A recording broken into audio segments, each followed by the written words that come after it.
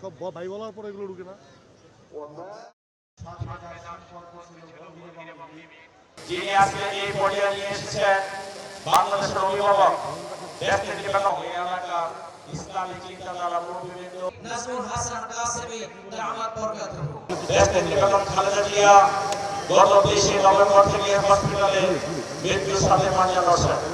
সারা বাংলাদেশের মানুষ মুসলমান, বৌদ্ধ, হিন্দু, খ্রিস্টান সকলে 20 কোটি মানুষ যার যার উপাসনাগারে দেশনেত্রী বেগম খালেদা জিয়াকে দোয়া করছেন এবং আল্লাহ রাব্বুল আলামিনের কাছে শুধু একটি কথাই বলছেন যে আল্লাহ রাব্বুল আলামিন এই বর্তমান যে সময় এই সময় দেশনেত্রী বেগম খালেদা জিয়াকে বাংলাদেশের জন্য অনেক বেশি প্রয়োজন। আমাদের নেত্রী দেশনেত্রী বেগম খালেদা জিয়া এর পূর্বেও বেশ কয়েকবার এরকম মুমূর্ষু অবস্থায় গিয়েছিলেন। দেশের মানুষের দোয়ার বরকতে, সারা পৃথিবীর মানুষের দোয়ার বরকতে আল্লাহ রাব্বুল আলামিন ওনাকে সুস্থ করে দিয়েছেন।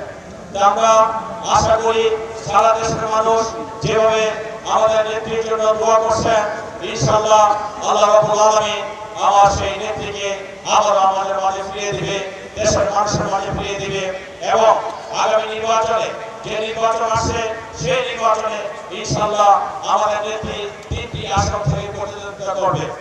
আজকে ধর্ম নির্বিশেষে সকল রাজনৈতিক দল সকল দ্বিধা দ্বন্দ্ব ভুলে গিয়ে আজকে আমাদের প্রিয় নেত্রীর জন্য সকলে দোয়া করছে।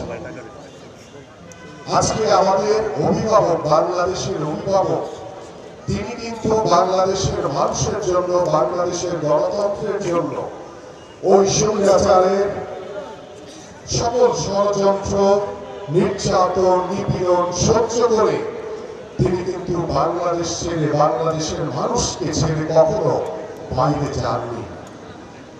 তিনি বাংলাদেশের গণতন্ত্রের জন্য বাংলাদেশের জনগণের সাথে এক কাতারে দাঁড়িয়েছিলেন এবং গণতন্ত্রের ঐক্যের প্রতীক, বাংলাদেশের মানুষের ঐক্যের প্রতীক হিসেবে তিনি নিজেকে প্রতিষ্ঠিত করেছেন।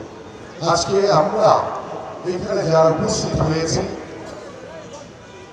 আমি আপনাদের সকলের কাছে আহ্বান করব, আজকে তো আপনারা এখানে অবশ্যই মনের অন্তঃস্থল থেকে আপনারা দোয়া করবেন।